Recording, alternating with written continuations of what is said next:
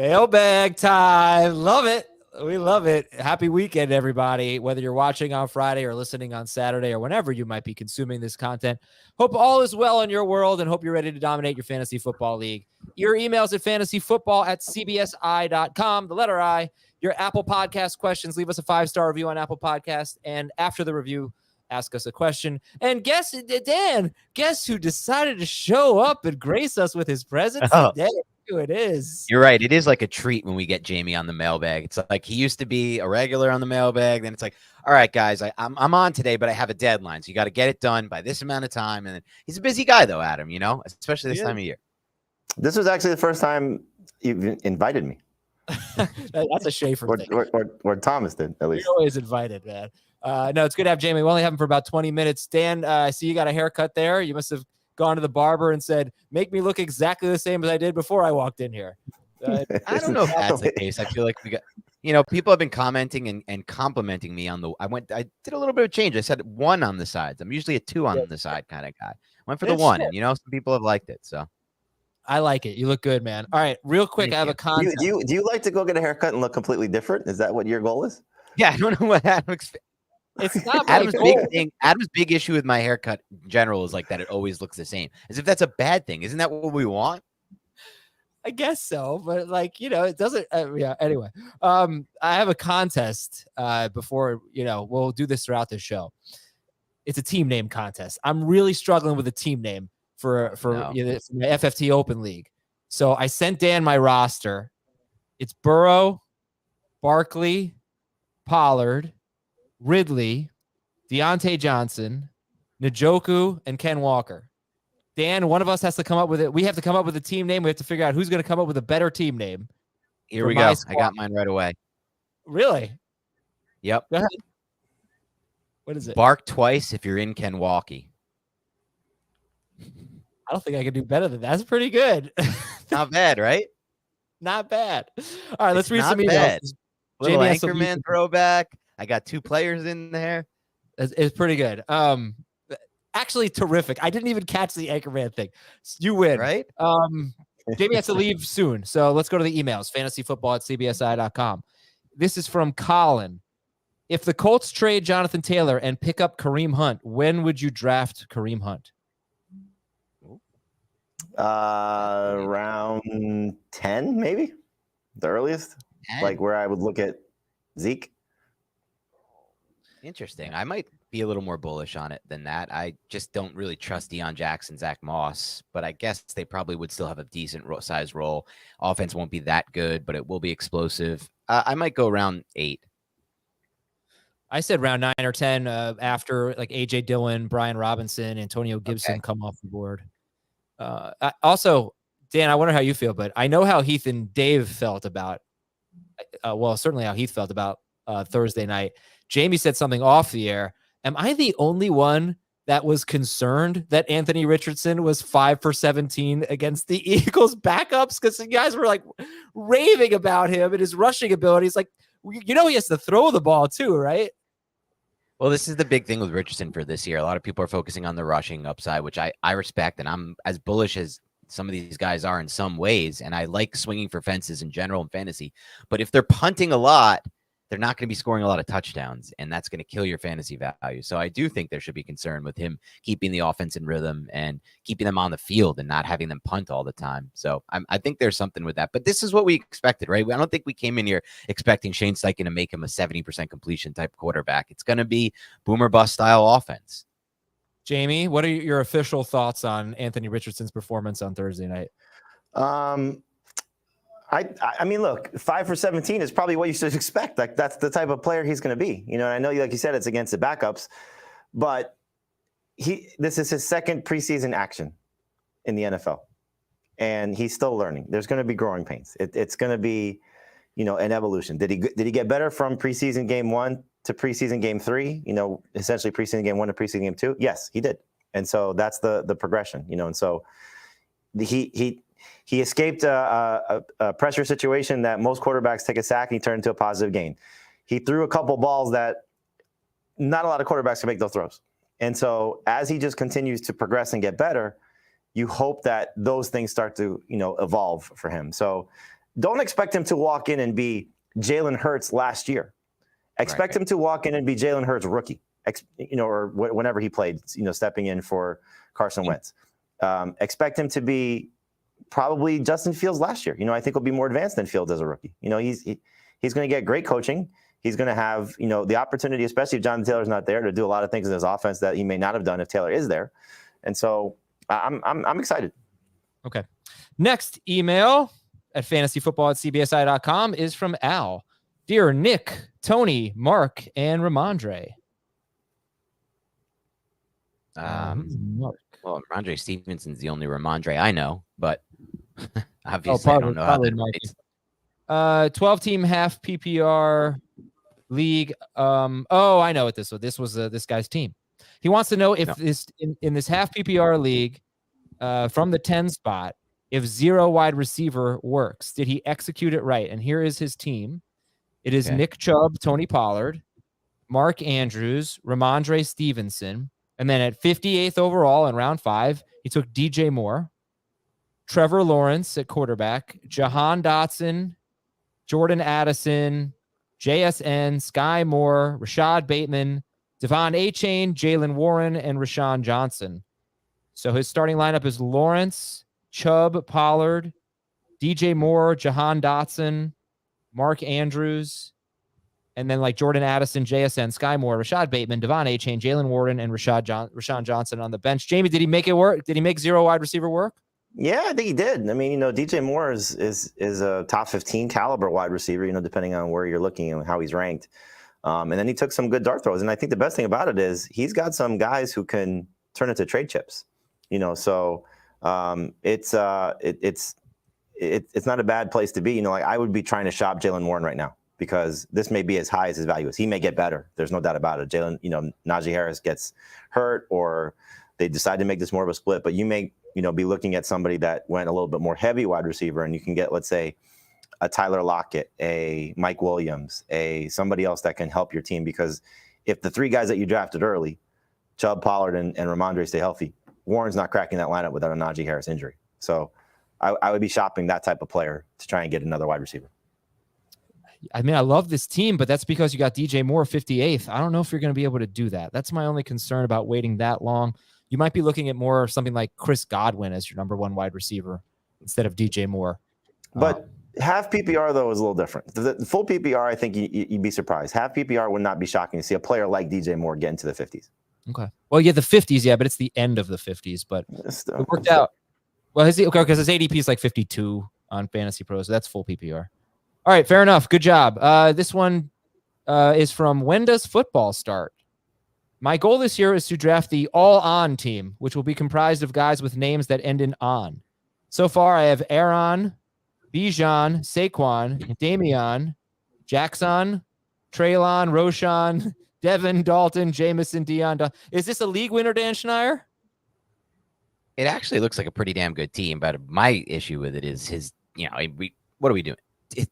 Dalton, first of all, it's not Dalton, right? And there was a few others in there that were definite stretches with this trend. So Damian, Jackson, Traylon, Roshan, Damian Pierce, right? Well, I mean, you get a Ramondre in there. Stevenson, yeah, I'm good with that. Richardson, yep, you do that. Yeah, there's a lot of options. From Joe, who's a better running back from week 4 did you catch what just happened there, Adam? No. Dan was upset with Dalton. I said Stevenson. He agreed with me. It's Dalton. That's right, because it's Dalton Kincaid. It's Dalton Kincaid. What about Stevenson? It's not Dalton Kincaid. Yeah. But it's not Stevenson. It's Stevenson. You're right. It is Stevenson. Damn it. You're right, Jay. From Joe, who's a better running back from week 4 on, James Cook or Alvin Kamara? That's a great question. Kamara for me. There is Cook. It. Oh, you're gonna go Cook. Okay. I mean, Cook and Pierce are my favorite running backs from the tier 2-3 range that I'm just drafting all offseason. Continue to now. Finally, their price is catching up, so I love them. But Kamara is an interesting one to me because their schedule is so easy. I think Carr ultimately improves his outlook in my mind, but will Jamal Williams take everything from the red zone from him? Because then we're losing a lot of value there. So, that I still think is up in the air because they don't think they're a better team in the red zone with Williams versus Kamara, in my opinion, because you can do more and you could be more multiple with Kamara on the field and you could be passing or running. But they may view it as Williams is so efficient down there that let's get him in for the majority of those snaps, and that will definitely really hurt Kamara's value. I think the thing you gotta look at is who's got more competition. Right. You know, you alluded to this. Is Damian Harris and Latavius Murray worse than Jamal Williams, Kendre Miller, and Taysom Hill? You know, Actually, Jamie, you got to remember Josh Allen. That's what I thought you were going to go with. Josh Allen. Well, yeah, in fact, that's fair. Competition. Factor in Josh Allen 100%. That should absolutely be the case. Yeah. But I think just in terms of the traditional running back touches, like how much is Kamara losing? And look, we saw it last year. He did not look good down the stretch. You know, byproduct of the offense, byproduct of him coming off the field. Who knows? You know, maybe now that the whole suspension thing is behind him, because that was, you know, still a looming scenario. He didn't know his fate. You know, we didn't expect to be suspended last year, but he didn't know what was going to end up happening. You know, those things might play into his psyche. You never know. But it should be a better offense in New Orleans. I'm just going to lean toward youth here, and I think James Cook's opportunity is probably a little bit better than Kamara. Kamara's still the better player, but opportunity, I think, is favoring Cook. He's 28 years old, Alvin Kamara, and has not had a run of longer than 30 yards in either of his last 2 seasons. And that is a major red flag. But I don't know. I mean, I just want to say that that's something that with Le'Veon Bell, with Ezekiel Elliott, those were huge red flags that show they were obviously in decline. For some reason, I'm a little more optimistic about Kamara. I think it's because, in my mind, I mean, certainly compared to Zeke, he doesn't have nearly as much wear and tear. He's been, as far as just carries go, like you see the way Austin Eckler has aged very well. I think when you're not getting smashed at the line of scrimmage 250 times a year, it helps. But I can't get over that. He's been a pretty bad running back, an inefficient running back with no big plays for 2 straight years, and he's 28. So that is, you know, something that you at home are going to have to figure out how you feel about that. And you may have the numbers on this, the Azer stats on it. These aren't even Azer stats; they're real stats. But how much? Like 2 years ago, when he had that productive stretch in fantasy, wasn't that buoyed by a lot of touchdown production in a short samples, like in a short period of time? I probably should have. I wish I had a chance to look this up, but I remember him having like a 3 touchdown game against the Vikings or something on a night game, and a 4 touchdown. And I feel like the big plays weren't there. It was just kind of touchdown dependent, and that is, in my opinion, up in the air with Williams there. All right, this is from Matthew. Subject is Dynasty Threesome. In a startup Dynasty PPR league, which of these threesomes do you prefer? Mahomes? Why are you giggling? Why are you giggling? Oh, I just saw something funny. A roach walked across my room. That's not funny. What's so funny about that? Scary, if anything. Disgusting. That it's still happening. Bijan and Olave, or Mahomes, Gibbs, and Chase? Ooh, that's a fun debate. I will take Mahomes, Gibbs, and Chase. I will too. And I think that says a lot about what you should do if you have Bijan on your roster right now and you're in a rebuilding mode, like I currently am in one league that I inherited, the YOLO league. So I think I need to try to move Bijan pretty fast, because I agree with Jamie on that. And I don't know if I want my biggest asset to be at the running back position. Well, I mean, I guess the difference would be is I wasn't necessarily looking at it from that perspective, but you might be right. Okay. You know, but who are you trading Bijan? Like, you're gonna try and turn Bijan into Chase or Jefferson? Basically, yeah. Like, yeah. Well, I mean, I'm the Jefferson manager. You're not getting Jefferson from me for Bijan. Garrett Wilson's interesting. You know, you might be able to pull that off. Right. That type of thing. That's a trade. I think Heath is the Wilson manager. He might be willing to explore. I was just looking at it more from the perspective of like the best player is obviously Chase. You know, so right. Okay. Yeah. This is Wally from a town north of Houston. All right. He tells us what the greeting is, Dan. Now, can you name the movies? These are movie spies. Dear James, Jason, Ethan, and Austin. James, Jason, Ethan, Bond, Austin. James Bond, Jason Bourne. So I got those 2 right to start. And then what are the other ones? Ethan and Austin. Austin Powers. I got that one right. And now Ethan. This one's impossible. I'm gonna miss. Yeah, that's stupid. No, I'm out. This mission happy is enough to get 3 or 4. Yeah, it's definitely possible. And this podcast will self-destruct if you don't answer it. Really? I just told you this mission is impossible. Oh, Mission Impossible, which I don't. Yeah, I've never seen, good job. You know, I've never seen Mission Impossible. Am I None right of them. about that, Jamie? Is that Ethan from Mission Impossible? I've never seen it. Yes, Ethan Hunt. Okay. You've never seen it either? No. Wow. Any of You're a them. movie guy. Correct. Never seen Oh them. my I'm just not a God. movie guy. You're- That's my excuse. I don't know what Acer's excuse is. Roaches. I don't. What happened to the idea of value-based drafting, ranking players based on how much better a player is compared to a baseline player at the same position? It seemed like you talked about it a lot last year, and I haven't heard it mentioned going into this season. Is value-based drafting still a viable draft strategy? I don't know really much about it. I mean, I know what it is, but I don't do it. Dan, I was hoping Me either. you did. No, I don't do that Nope. at all. So, but I think we all bake it somewhat into our process, right? The reason Travis Kelce goes so high is because of a value-based drafting style of approach. Yes. But I think the people who use like the numbers to do it, I don't think that's a viable strategy personally. I never did. Yeah, he also asked what are the downfalls of it. It's all based on projections. So Right. I feel like if you want to go off of your if you want to stray from projections because you like a player a lot, then you have to get away from the value-based drafting, I think. All right. You know, when we go to this long view on the YouTube, by the way, when it's like this long outshot, it really looks like I'm on the can. This is not a good one for me. When we zoom out to that long view. From Austin, I'm picking 7th in a 10-team full PPR league. If I go receiver from the 7 spot, is it too early to take Jahmyr Gibbs at 26? Not at all. No. Yeah. With Okay. Jamie. That's a great play, I think. For a From Ken. wide receiver build. I know it's super last minute, but any chance you guys can talk about salary cap drafts in an upcoming show? So I did this last week because I feel like we do talk about it on the mailbags maybe, and maybe some people don't hear it. But Dan and I talked about our salary cap or auction strategies. Jamie, give me 30 seconds to a minute on how you should approach salary caps. I would always nominate players you don't want early. So get some people to bid on those guys, get their money out of the way. I did this in our last salary cap. While most people are looking to acquire the high-end talent, I would try and when it's your turn to nominate a player, to get some of the later round guys that you want. You might be able to get them a little bit cheaper. So like Tank Bigsby, Roshan Johnson, Jalen Warren, people may say, oh, I don't want to, bid on them yet. They're $1 players. Maybe put them for $2 or $3, depending on what your budget is. So get those guys in early if you can. Maybe you're able to steal a few of those guys, and that's essentially what your bench looks like.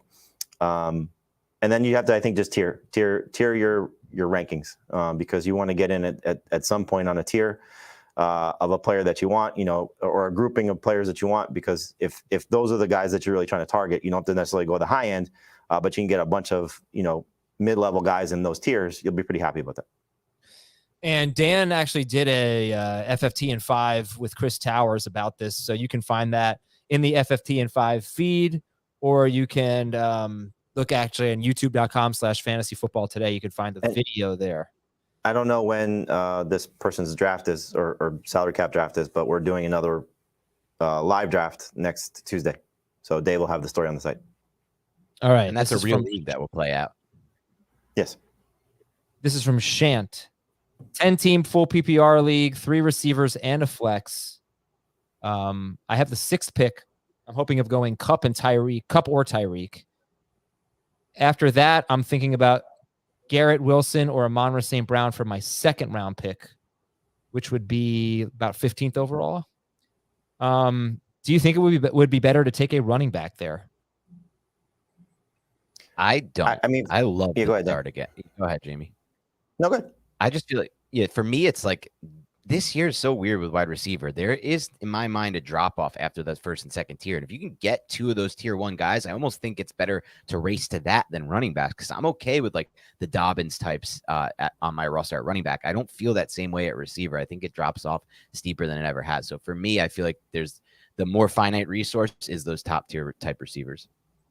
I think the question you want to ask yourself is, do you want to go, let's say it's Tyreek, Amon-Ra St. Brown, and Travis Etienne, or do you want to go Tyreek Hill, Cooper Kupp, Derrick Henry, and Higgins? If those guys, I was gonna say Higgins is probably gone. Like I'm yeah. Like Ridley might so. be there. This is a 10-team league. So It's a 10-team league. Okay, a little different. You might get Jalen Waddle there. You might.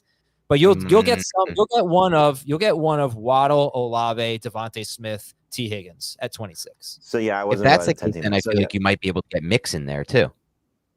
You could, yeah. Yes. Yeah, I think it's a matter of which running back you're looking at. So like if Tony Pollard falls, I would take Pollard in round 2. That's probably the only one. What about Chubb? I think that's fair. Yeah. Yeah, Chubb is fine. Okay. From Jimmy, are we sleeping on Brock Purdy? No, I think so. My pillow's name is Brock Purdy, but yeah. I don't find. Go ahead, Adam. No, we're sleeping on him, Dan. So for me, like I look whenever I do my tiers, quarterback's the one position where I think the industry ranks it the closest to how it actually should be. I never find too many values or misranks, but Purdy's the one, in my opinion, this year that might be the most misranked. He was QB8 on a per game basis last year, has the best weapons in the NFL, has the best coach in the NFL, is not going to need to do much to score fantasy points in my mind. It's just get the ball out on time, get the ball out of his hands quickly. It's essentially what Jimmy Garoppolo did, but I think he's a better quarterback than Jimmy G. You know how I feel about Jimmy G and his inability to play the position, but obviously it was carried by Kyle Shanahan. Well, Kyle Shanahan's still there in San Fran for Purdy. So I just look at the points per game last year. I think he's going to get better in year 2 in the system. They bring everyone back. I like Purdy a lot. I have him ranked much higher than consensus. I think the thing you look for is when you get to this point in the draft, because nobody, I don't know where you have him ranked, Dan, but like I don't think you're going to see him top 15 for anybody, So it's really like after like QB 15 at this point, QB 16, So the Jared Goff, Geno Smith, Russell Wilsons of the world, Matthew Stafford, now we're starting to get into Jordan Love, Kenny Pickett, Howell. Great call. That's where I think Purdy belongs. So somewhere 15 to 20 is fine for him. Like I would take him over the 2 non-Anthony Richardson rookies. I would take him over Derek Carr for more upside. Not that Carr's bad, but I think Purdy has more upside. Probably over Stafford at this point, just because of age and lack of weapons. So if you draft a number 1 quarterback that you love, and you're just looking for somebody that might be a trade option, that might be a good bye week replacement, Purdy's one of those guys. Like I don't want to pair Purdy and Anthony Richardson together. I don't think that's smart. Right. So you want to get a little bit more of a sound number 2 guy. But I think Purdy is a great starter in a Superflex and 2 QB league, and a potential guy that will exceed his expectations and certainly his draft costs. Jamie, I don't know if you have time for like 2 more minutes. The last 2 emails directed for you. Okay. This one is from Chris. I've heard Jamie mention a Guillotine League. I think Dan's in that too. In said Guillotine League format, do the top 3 quarterbacks move up as far as where you would draft them? I ask this because any one of those 3 could definitely keep you alive the first week or a few weeks with a little help from the rest of the team, and then you could buy other positions as they become available. Yeah, it's definitely a smart move. I know we had the conversation with Joe Pisapia. I think it was one of our live streams or when he was on with us, but he took Mahomes, I think like 6th overall, and he was the first quarterback to do so, or first fantasy manager to do so, and he did it with the exact strategy in mind. Like, I know I'm getting 20 plus points without question, even on a bad day from him. So yes, that's smart. Like for me, I took Tua as my quarterback. So yes, it's not a bad way to go. It's just a matter of, when you're drafting, who you're passing up, and what your, risk averse feelings are, so getting one of those top 3 guys is certainly a great move. That's in a Guillotine League. And for those of you who don't know, a Guillotine League is where the lowest scoring team gets eliminated every week. And you start out with 18 teams? You play 17 weeks? You start with 18 teams. Yep. You go all the way to the end. And then that team's players, right? Yep. That team's players, the eliminated team's players, are all available for bidding in a waiver wire in a fab process. Last one for Jamie. Mr. Keat says, Jamie, you passed on T. Higgins because you already drafted Jamar Chase. If they're both top 20 talents, why not start them both? You absolutely can. I mean, it's you could take Tyreek Hill and Jalen Waddle, do the same thing. You might be able to if you really wanted to pull the trigger early enough on A.J. Brown and Devontae Smith. It's just, we saw, I'm trying to think, what was the year Aaron Rodgers got hurt when I think people were drafting Jordy Nelson and Randall Cobb together. You lose the quarterback, you're in trouble. So Burrow goes down. Are you really going to trust both those guys to be starters for you with your 2 first and second round picks? So I don't like to be that risky. But if they hit, you're going to be in great shape. So just understand what you're dealing with. One injury to the quarterback, you could be in trouble. All right. Before we take a break, I did have a note in here to make fun of Dan. I finished The Bear. and it was great. I loved it. You talked about your favorite episode. I had a feeling I knew who it was about. And you said, have you seen my favorite episode, Spoons? And I still haven't seen it because the name of the episode is Forks. No, I said forks or spoons. I didn't remember exactly. I knew it was forks or spoons. Okay. Okay, it's Forks. I know it's forks, and I actually knew it was forks at the time. I think I made some mistake with it. Listen, Adam, you know what? The big factor here is, was I right in the take or not that it was the best episode of the season? Let's first answer that. Yeah, probably. A lot of people say it was that holiday episode. I think I didn't like the holiday episode as much. It was I won't say it, but I didn't like it as much. Yeah. Yeah. And it was long, the holiday episode. And also it was my really take on good who show. the best character is also my take on who the best character in the show is, correct? Oh yeah. That's an easy one though. It's like right out of the gate. Yeah. So we'll take a break. When we come back, we have good Apple Podcast questions and bad Apple Podcast questions. We'll be right back on Fantasy Football Today. Okay, I think you all know what it is. The good podcast questions are the non-keeper ones. The bad podcast questions, or the bad Apple Podcast questions, are the keeper ones. So it's all good, but we prefer the non-keeper ones. We appreciate Nobody hates answering keeper questions more than Azer. I mean, it's not that I hate answering them. It's that people hate listening to them. Nobody wants to hear a question that only they're bad one person. Yeah. Joey from Germany.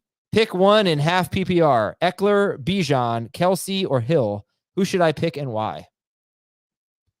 Half PPR, Eckler, Bijan, Kelsey, Hill. I go Eckler.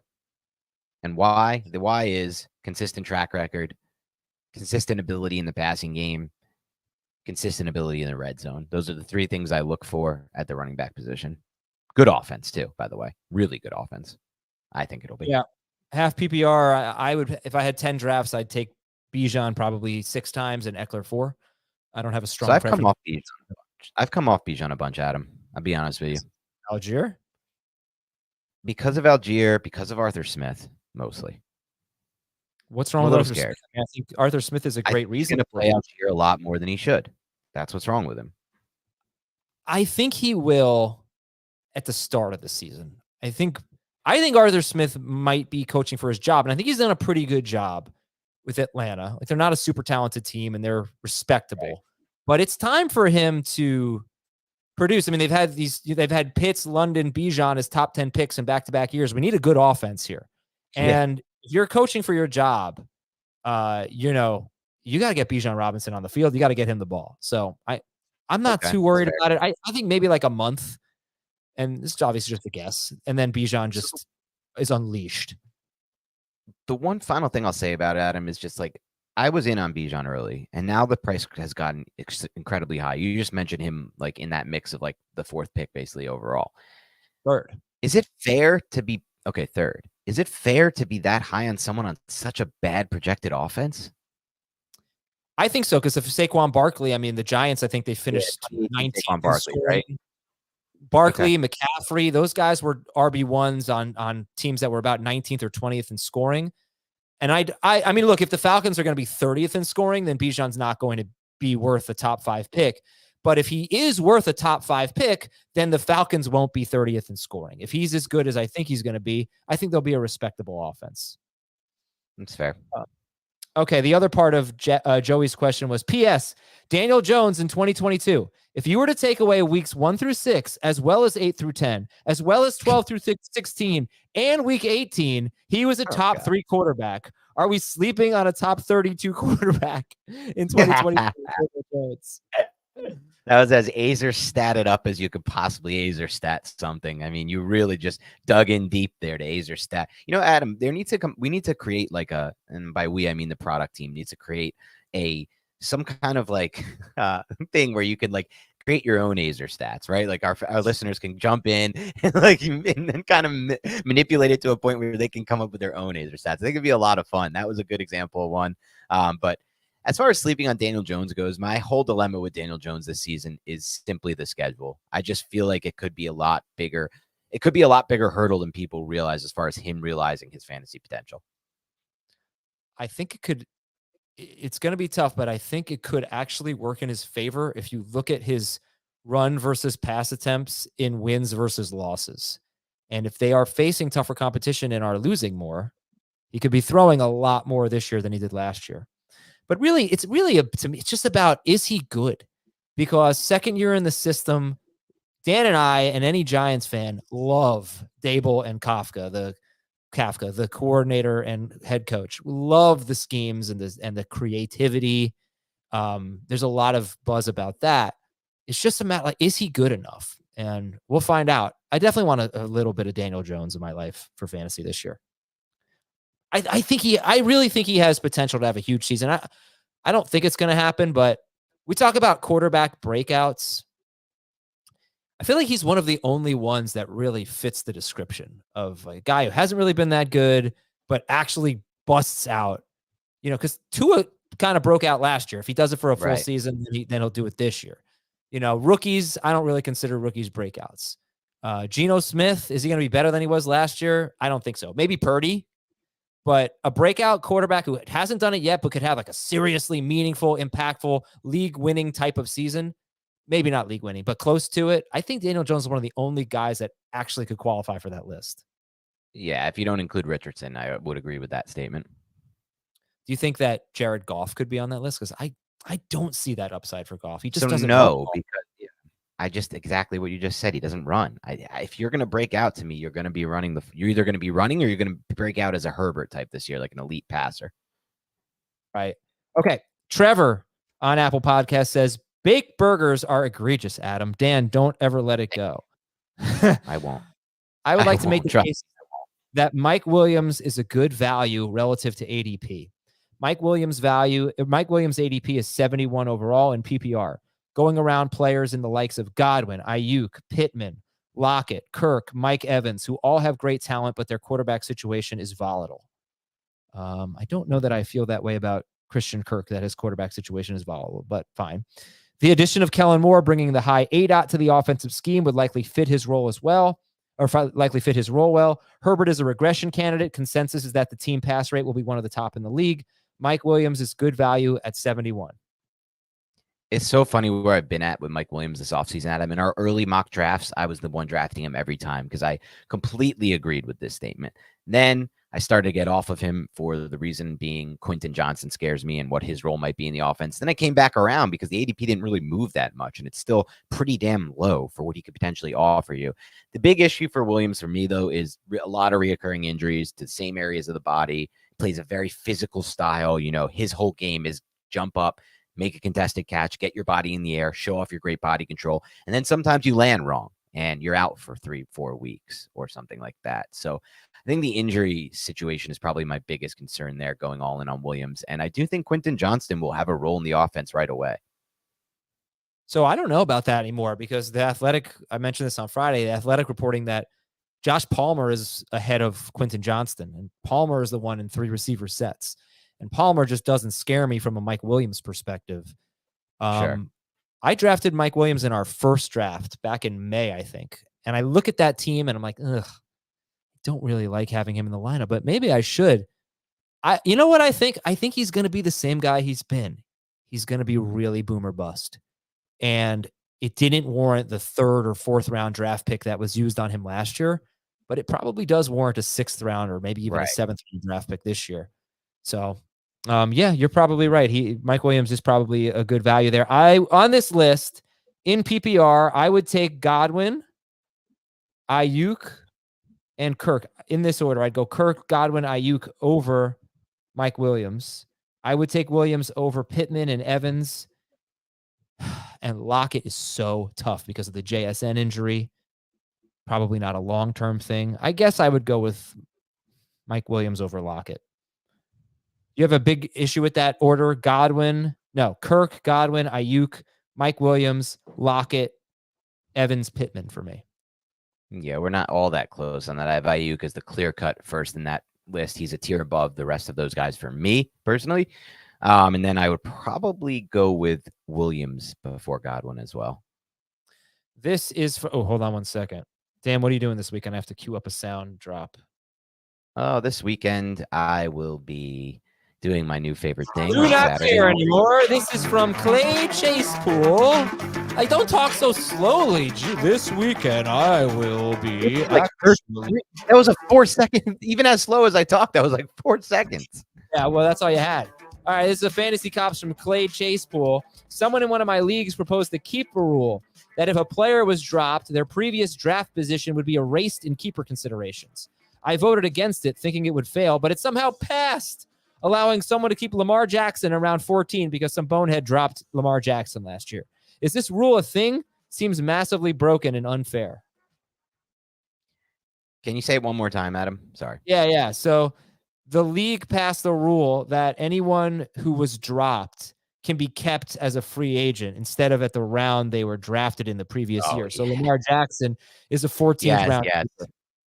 We've had this issue in leagues of my own in the past. This is a horrific rule. It has to be changed immediately. They need to be changed at the higher. No, that's true. It has to be changed immediately. It's a terrible rule.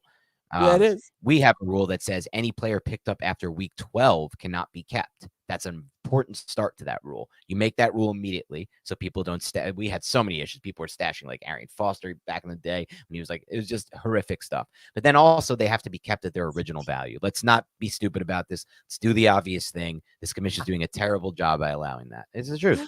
That's a great answer. That was really great. By the way, Adam, we need to get in. We forgot. Remember the fantasy cups I sent you earlier in the week? It's better than anything we have here.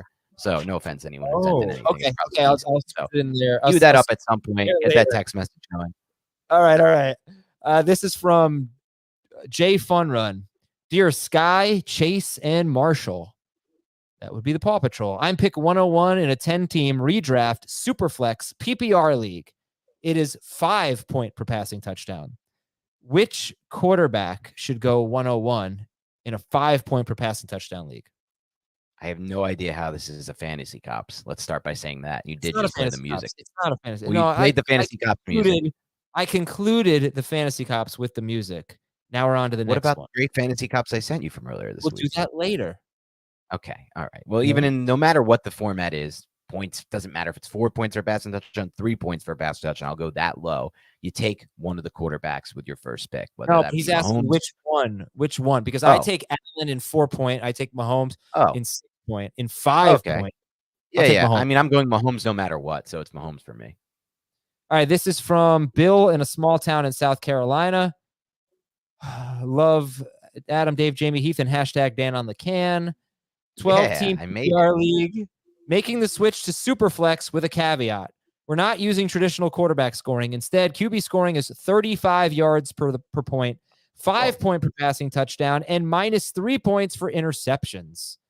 Am I crazy to approach this league more similarly to a regular PPR league with the depreciated quarterback scoring?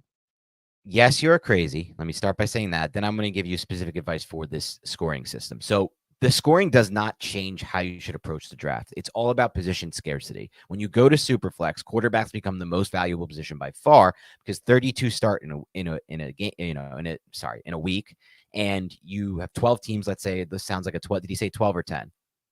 Because it does make a difference, Adam. 12. 12. 12. Oh, 12. 12 team Superflex. You better fire off at quarterback. Because look, let's say you want to roster 3 in a Superflex, right? You want to have two to start every week and then 1 for the bye weeks or for injuries. So that means you're trying to draft 30. The optimum outcome here is 36 are drafted or 36 are on a roster. And there's only 32 that start every week. So no, still fire off at quarterback, still prioritize it like crazy, but you can alter the ones you want to get because I think in this weird scoring format, Adam, you want the running quarterbacks way more. I know it's 5 instead of 4. Don't focus on that. Focus on the fact that instead of 25 yards per point, it's 35. 35. So passing yards are incredibly deflated in this league. A guy like Burrow moves down my list. A guy like Rodgers moves down my list. These types of perfect pocket quarterbacks you love that are throwing for a lot of yards are so much less valuable. So prioritize the running quarterbacks, especially the ones that can actually produce touchdowns depending on how good the offense is, and make sure you don't change your strategy. And you may be in a good spot here because people may be looking at these rule changes and be like, I don't have to go quarterback. No, they're wrong. You don't do that. You're screwed. You need quarterbacks. There's only 32 that start every week. You're fired up today. Yeah, Allen, Hurts, Mahomes is my top 3 in that format. Who's QB? I would go Hurts, Allen, Mahomes. Fair. Allen, Hurts, Mahomes. I'll take Fields, Jackson as my top Yes. 5. Yes. Okay. Next up, WVU DC fan. In a PPR Superflex league with a 5-man bench, do I draft a third quarterback? Absolutely. Absolutely. All right, moving on. From Orchids.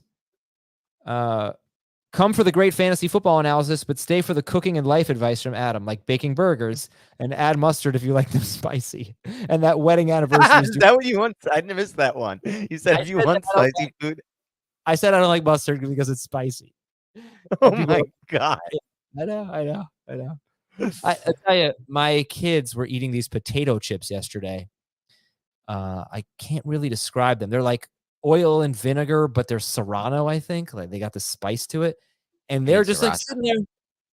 Did you mean sriracha? I think the bag says Serrano, but yeah, Serrano's a pepper. Serrano's a pepper. Okay. And a guy in Major League. But they're sitting there just like eating them, not even drinking water. And I took one bite and I was like, it was brutal. So I just can't do anything spicy. Anyway, where's this appears that didn't pass down through the generations there. At least they don't have that. Yeah, no, they're good. Full PPR league.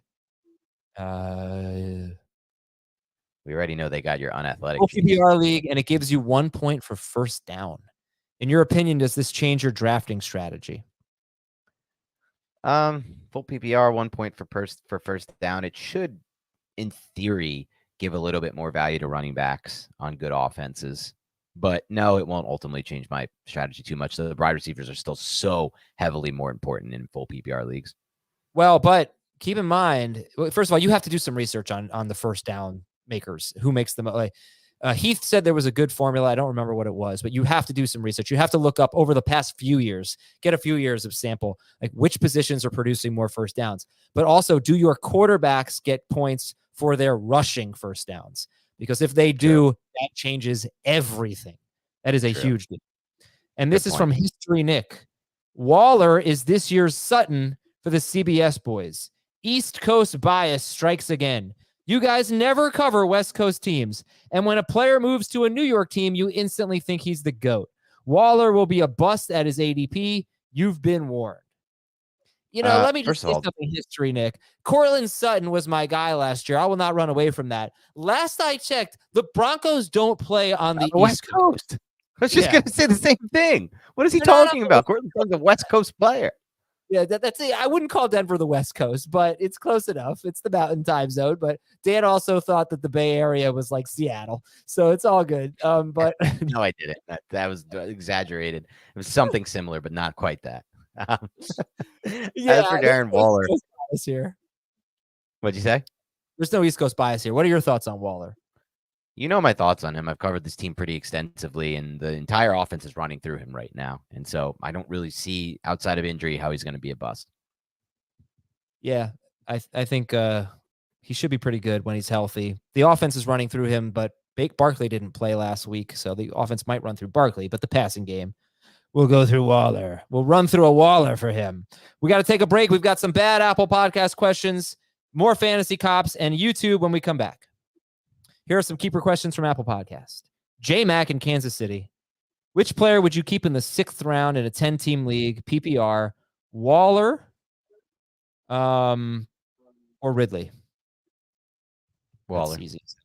Waller over Ridley? Oh, wait. Sorry. For some odd reason, I didn't hear the second part of that. No, it's obviously Calvin Ridley. Sorry. Such East Coast bias. No, technically, I don't know which is closer to the actual ocean.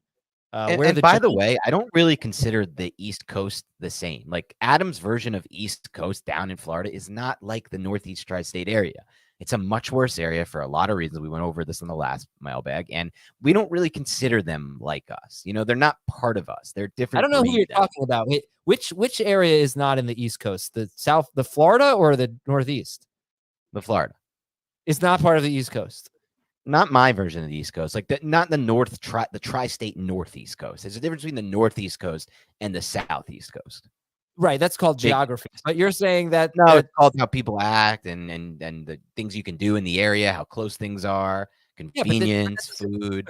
But that doesn't people, mean culture.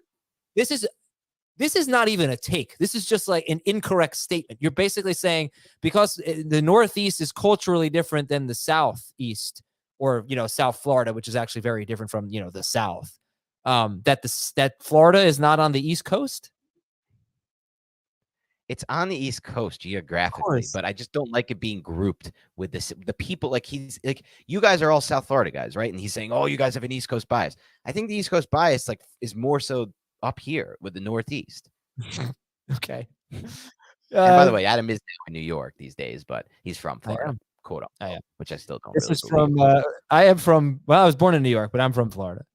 Jake Illini is in a Superflex league with one flex. Yeah, one flex, one Superflex. Would you keep Justin Jefferson at pick 2.1? Justin Fields at 6.1? Yes, Justin Fields at 6.1. Yes. From Chris in New York, which is on the real East Coast, from what I understand. Agreed. Yep. Hey, hey, Louie, Jeannie, Mike, and Tommy.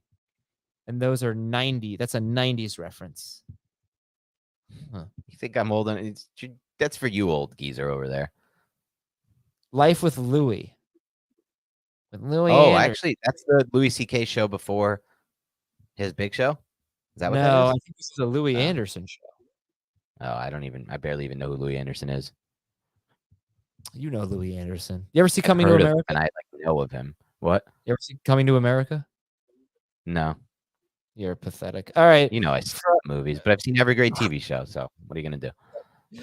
12-team full PPR keeper league. I get to keep 2 at draft cost. I do not have a 3rd or an 8th round pick, and I have the 8th pick. Would you keep Justin Jefferson in the 1st, Jamar Chase in the 1st or the 2nd if I keep Jefferson? So you can keep Jefferson and Chase for a 1st and a 2nd. Jalen Hurts in the 7th, Ken Walker in the 13th. We're keeping 2 of them, and he says nothing is better than a grilled burger. Yeah, well, that's correct. I will say this as far as burgers go. Nothing is better than using the smash burger concept. That's really how you make a great burger. That's the tried and true way. And the smash burger concept is much better on a frying pan, like a cast iron pan, or even like a flat grill than it is an actual grill. I will agree with the general point that grilled burgers are the best version of burgers, but you don't have to go the smash concept with that. You can just do a regular burger on that. And overall, I still like smash burger better. But back to the question. Just keep chasing Jefferson and have a dominant 1-2 here. It doesn't even matter what draft capital you're giving up. You're going to have such an advantage. I can't pass up Jalen Hurts in the 7th. Is it super flex or regular? He doesn't have a 3rd round pick, so it's super flex or regular. It's regular.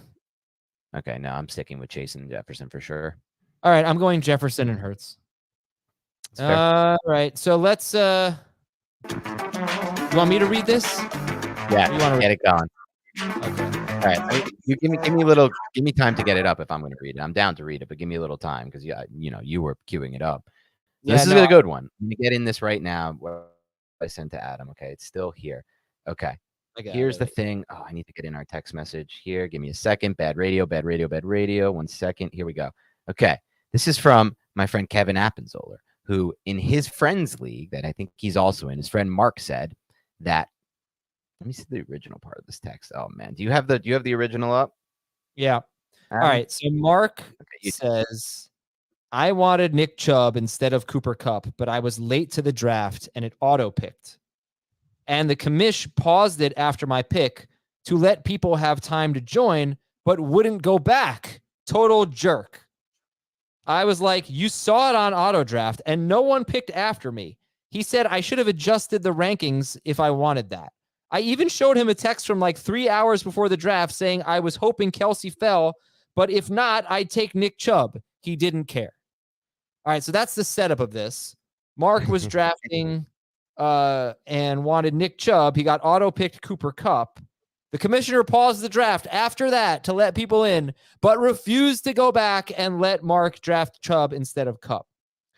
And then he says, it gets worse. Too. My other friend had the first pick, and I texted him asking him to take his full minute because I was running late. And he said, okay. And then he just didn't do it. He said he got too excited and just hit draft for Justin Jefferson. The last part's amazing. The first part is the fantasy cops part, though. Like, Unbelievable by this commish. Are you kidding me? This dude, first of all, he tells him who he would have taken, and he's like, I'm going to be late to the draft, but I want Kelsey. If Kelsey's not there, give me Chubb. He doesn't make it to the draft, and he gets auto-drafted. So, okay, that's bad to begin with, but, maybe the commission could have given him a chance, go back and give him Chubb. But then he pauses the draft to let other people catch up for them. Like, how do you do this? So what my friend Kevin said, my friend Kevin is a very spiteful fantasy player. Like he's the king of the spite drop. If somebody he'll just spite drop guys midweek before waivers. He's had some other infractions that he doesn't like me talking about now because he did say he's made up for it and time has passed. But he's had some spiteful fantasy interactions. He said what he would do in this situation is get really creative. He would drop his entire team, not pay the buy, pretend, oh yeah, I'll pay the buy in week 2. Yeah, just give me a little time. I'll pay the buy in week 2, week 3, and then just spite drop the entire team, do like a bad trade. What would you do, Adam, if this situation happened to you? Because I know sure as hell I would not be paying for this league. I wouldn't. Well, I mean, I like Kupp better than Chubb anyway, unless this is not. You should be happy with the situation.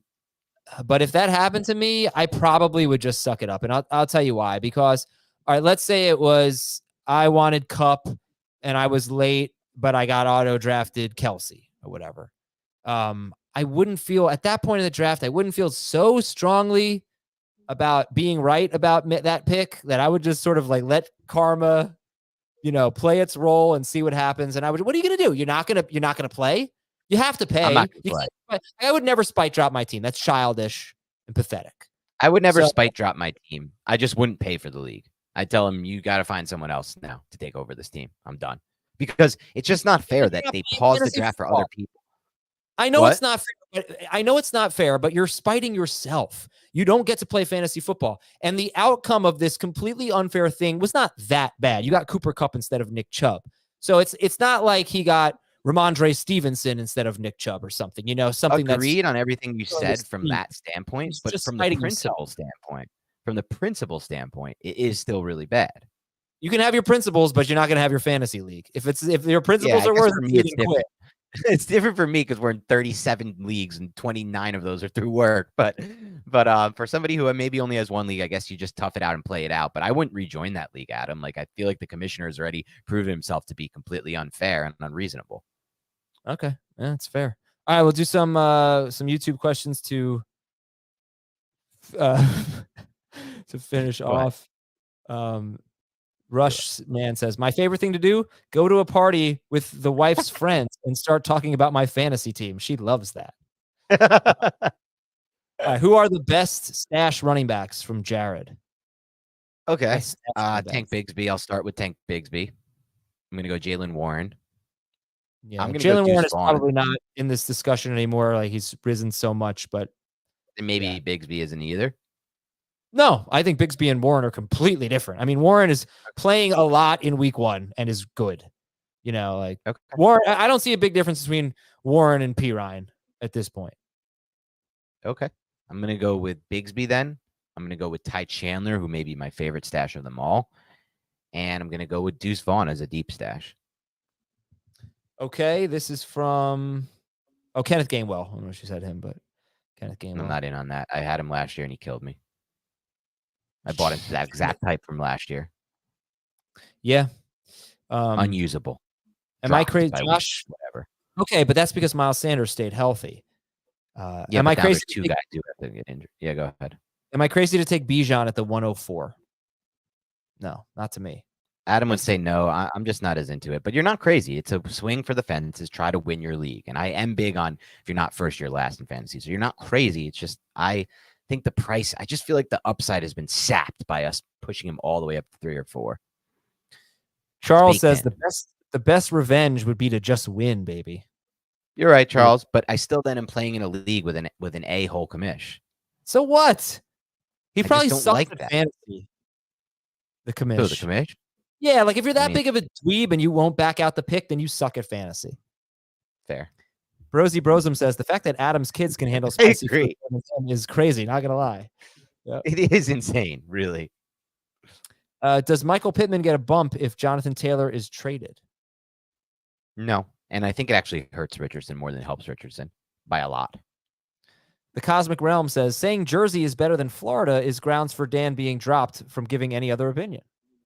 I mean, you think that because you haven't lived here and you've just seen the Jersey Shore, which is not even real Jersey people. It's fake Jersey people. But let me give you a little quick insight into what Jersey is, okay? Jersey has cultures from all around the world. You're going to have, and what does that lead to? That leads to real good food. When you have Indian or Thai or whatever, you're not getting this crap from people who are just trying to make it up down wherever you're living. These are the real people who cook it and have the homemade recipes. So there's going to be really good versions of that. Also, you don't have to drive 25 minutes to get places. 5-minute drive, everything's within your range. It's all right there. Now you also have the Jersey Shore, which is a beautiful place with great beaches. You have the mountains if you want to go hiking. You can go up north. You got skiing if you want to go skiing. It's all there within an hour radius. You can't say that about anywhere else. And guess what? Yeah, there aren't, Adam. That's true. Oh, down there's like 2 types of people. Excuse me. Before you go, there's plenty of culture in Florida. Plenty. People from all over the world live in place in the world, Florida. Yeah. It is a lot of culture. I think look, Florida is a very unique state because the culture of Florida changes, as you travel geographically north or south.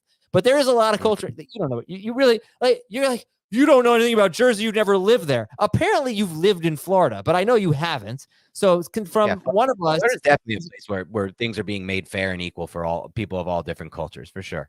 I didn't say that. I just said that they are there. But listen, I'm the one who's actually lived in the Northeast and Florida. Okay, so I think. And what do you think's better? But it's also not fair because you live in bum no man's land, New York. That doesn't count. Like you need to live. Like, it is no man's land. There's farms. There's legit. There's farms around you. I don't live anywhere. I don't know anything about New Jersey. I live in Sleepy Hollow. It's not a farm town. Okay. We have a place called Stone Barn, which has a restaurant that's like $400 to $500 a person. It's one of those. I've never been and I never will. It's one of those super fancy restaurants, and there's a farm there and all that. But it's not Sleepy Hollow by no means is a farm town. There's that one farm there. Okay. It's a pretty no man's land area in New York, though. Let's be honest. Not. Bro, are you kidding? We live on the Hudson. We're in the Hudson Valley on the water. It's a beautiful place. It's not no man's land. All right, let's see if I can find another one. And by the way, I'm moving next week, so I won't live here anymore. Where are you moving? What are your I'm moving down there. Little north in Westchester. What are your thoughts on stacking Chase and Higgins or Hill and Waddle? Yeah, I think my thought is that we saw last year that some of these passing games can be insanely concentrated, and you don't have to worry about this. Chase and Higgins in Cincinnati, insanely concentrated passing game. Hill and Waddle in Miami, same thing. So I'm good with it. I've never said this to the guys, and I don't know if I'll have time to bring it up, but I think one of the worst takes that we've had on the show this preseason is that the Dolphins solved their backup quarterback issue by signing Mike White. I think it's preposterous. And I think we forget because everybody talks about Skylar Thompson. Well, actually, Teddy Bridgewater is one of the best backup quarterbacks in football. And he was on the team last year. And he carried them for a little bit. He carried the fantasy value of Hill and Waddle for a little bit when Tua was out. The second time Tua was out, Bridgewater was also out. But I do not trust Mike White.